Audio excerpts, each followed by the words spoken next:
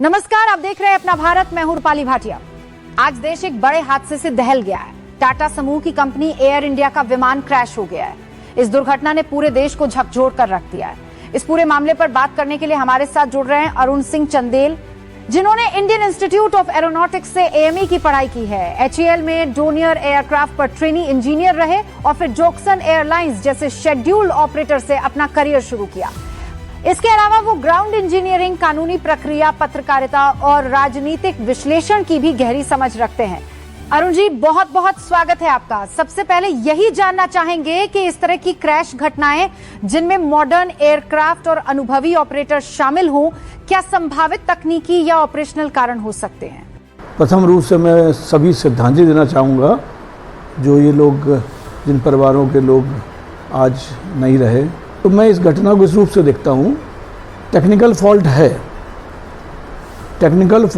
पर क्या technical fault ये सिद्ध करता है कि होने के बाद एयरक्राफ्ट क्रैश हो और दोनों इंजन बंद होने के बाद एयरक्राफ्ट क्रैश हो जाए?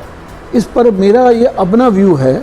मैं एक संभावना ये भी देख रहा हूँ, क्योंकि बहुत एविएशन बहुत लंबे समय दोनों एयरक्राफ्ट के, मतलब दोनों इंजन एयरक्राफ्ट के हमने कभी भी शट ऑफ बंद होते नहीं मतलब देखा। एक एक्सेप्शनल हो सकता है, ट्रेनिंग फ्लाइट में हो जाता है, जब पायलट से घबरा जाता है गलती से। हमारे भी एक ट्रेनिंग फ्लाइट में एक पायलट थे, उन्होंने उनसे नहीं इंजन दोनों नहीं हुए तो हमारे चीफ इंजीनियर ने उसको तुरंत उसको स्टार्ट करा।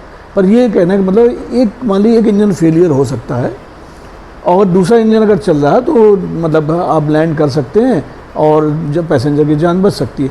पर एक इंजन फेल, दोनों इंजन एक साथ फेल होना, फिर वो जाके आगे स्टॉल करके पूरा एक स्टोन की तरह गिरना जहाज़ का, एक संदेह बनाता है। और ये संदेह इसलिए बनाता है क्योंकि जब भी कोई एयरक्राफ्ट अपने ट्रांजिट या बेस स्टेशन जाता है तो उसमें सारा चेक भी होता है। चीफ इंजीनियर जो होते हैं, टेक्निकल टीम उसकी इंजन भी रनिंग करती है, सारी चीज़ डाटा देखा जाता है, लॉग बुक भरी जाती है। ऐसे ही अब ये दिल्ली से चला, दिल्ली में मेन पूरा चेक हुआ होगा। ये अहमदाबाद आया, अहमदाबाद में चेक हुआ होगा, वहाँ पूरी टेक्निकल टीम होगी। टेक्निकल टीम ने देखा होगा, सारे जो ऑयल होता है उसको भी देखा होगा, फ्यूल देखा होगा, और जो हमारा व्हील में जो होता है नाइट्रोजन क्या है वो भी देखा, कितना सब भर के लॉग बुक भरी गई होगी। उसके बाद वो जाके दोनों इंजन स्टक होकर दोनों बंद हो जाएं और गिर जाए तो बड़ा आश्चर्यचकित है। हमें, मेरे तो गले के नीचे नहीं उतरता है कि कोई भी एयरक्राफ्ट है, छोटा हो या बड़ा हो, ये बड़ा एयरक्राफ्ट था और सारा डाटा तो ब्लैक बॉक्स में आता है, सारा होता है, जो जिसको डिजिटल फ्लाइट रिकॉर्डर बोलते हैं, CVR होता है, इनमें डाटा होता है। पर डाटा तो वही होगा जो डाटा चल रहा है, जहाँ पे हमारा इंजन स्टार्ट हुआ या फ्लैप है, एलिरॉन है, इनका क्या मूवमेंट है, ऑटो पायलट करा गया कि नहीं करा गया, लैंडिंग गियर कितने नीचे हुई, या क्या हमारी हाइट थी, क्या प्रेशर था, थ्रस्ट की, ये डाटा तो आ सकता है। पर आप ये समझिए कि टेक्निकल फॉल्ट हुई है, इसीलिए दोनों इंजन बंद हुए। टेक्निकल फॉल्ट टेक्निकल कारण से हुई है कि इसमें कुछ और है। मेरा कहने का मतलब है, टाटा एक बड़ी एयरलाइंस है, क्या इसमें संभावना है कि किसी दूसरे ने प्रतिद्वंद्विता में, मतलब अगर कुछ सोचा हो कि टाटा आगे बढ़ रही है, हम क्या ऐसा भी हो सकता है? इस पर भी जांच करनी चाहिए। दूसरी चीज़, इस पर भी जांच करनी चाहिए जो टेक्निकल टीम है वहाँ की, ऐसा नहीं है तो नहीं है कि उसमें उन पे भी कुछ संभावना बनती है। ऐसा नहीं तो उनका कोई ना कोई ऐसा कार्य तो नहीं है जिसकी वजह से दोनों इंजन एक साथ बंद हो गए।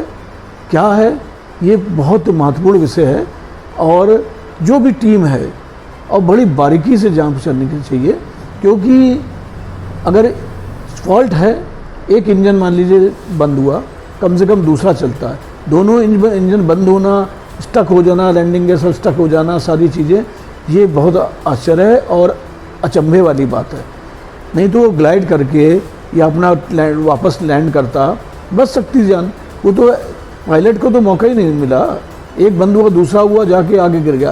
और सबसे बड़ी बात है कि वो गिरा मैच पे तो कैजुअलिटीज़ हुई, उसके आगे तो और बचती थी, कैजुअलिटीज़ और ज़्यादा हो सकती।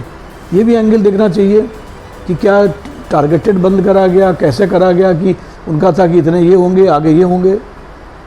सुना, ये भी कहीं पढ़ा था कि जो पिछली जो मेंटेनेंस वाली जो कंपनी थी पिछली, उसको भी हटाया गया, उसके बड़ी खामियां थी। क्या उनका हाथ तो नहीं है? ये भी एक विषय है। उसमें एक्स चीफ मिनिस्टर थे, अब प्रभारी थे पंजाब के। आज भारतीय जनता पार्टी देश में राज कर रही है और वो प्रमुख नेता थे और हमें लगता है प्रधानमंत्री जी सबके बड़े करीबी भी थे। क्या ऐसा तो नहीं है कि जिनको ऐसा तो नहीं है कि ऐसा भी हो कि उनको पता हो और उनको लेके कुछ किया गया हो? ये भी संभावना, उस एंगल में भी जांच होनी चाहिए। इसके लिए टेक्निकल एक्सपर्ट जो हों टॉप क्लास, और जो विजिलेंस एक्सपर्ट हों टॉप क्लास, और जो सिक्योरिटी में वहाँ के हों टॉप क्लास, इनको रखना चाहिए। बहुत बहुत धन्यवाद अरुण सिंह चंदेल जी, आपने तकनीकी से लेकर प्रशासनिक पहलुओं तक बेहद साफ तरीके से चीजें समझाई।